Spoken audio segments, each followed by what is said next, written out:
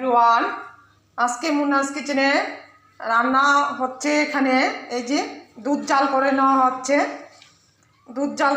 হচ্ছে। এখানে mother dairy দুধ আর গরুর দুধ মিশিয়ে জাল করে নিচ্ছি। ঘন করে জাল দিয়ে নেব। আর এখানে হয়েছে কিছু মানে অলরেডি হয়ে গেছে কিছু কিছু খালি খাওয়া হয়ে গেছে শুধু। এখানে আমি নারিকেল, এই যে কড়াইয়ে তো কিছু আছে, এগুলিও হয়ে গেছে। এখন নামিয়ে নেব।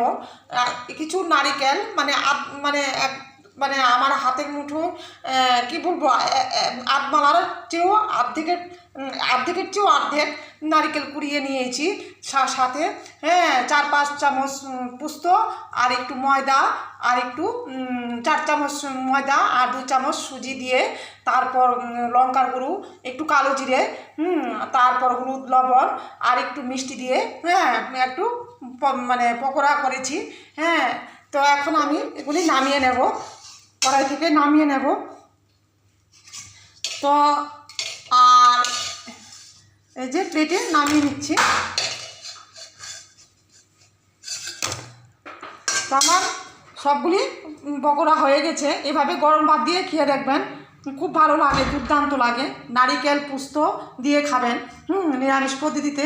যদি আমার আজকে আমিষ থাকতো, এখানে আমি কিছু পেঁয়াজ কুচিয়ে দিতাম, কিন্তু যেহেতু নিরামিষ পদ্ধতি করছি তার জন্য এইভাবে করেছি। নারিকেল সাথে পোস্ত দিয়ে করবেন, খুব কম্বিনেশন খুব ভালো হয় খেতে, দুর্দান্ত হয় গরম ভাত দিয়ে এভাবে। আর এখানে কাঁকরোল আর আলু ভাতের সাথে সিদ্ধ দিয়েছি। তা এখন নামিয়ে নিয়েছি।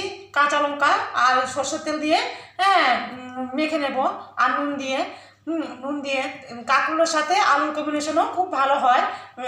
একবার কাঁকরোল আর আলু একসঙ্গে মেখে খেয়ে দেখবেন।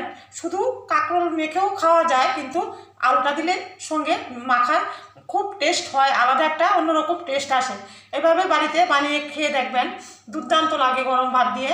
তো আজকে মুন্নাস কিচেনের রোববারের ডিনার মেনু আলু কাঁকরোল মাখা, আর কি বলবো, কাঁচা লঙ্কা পোস্ত বড়া,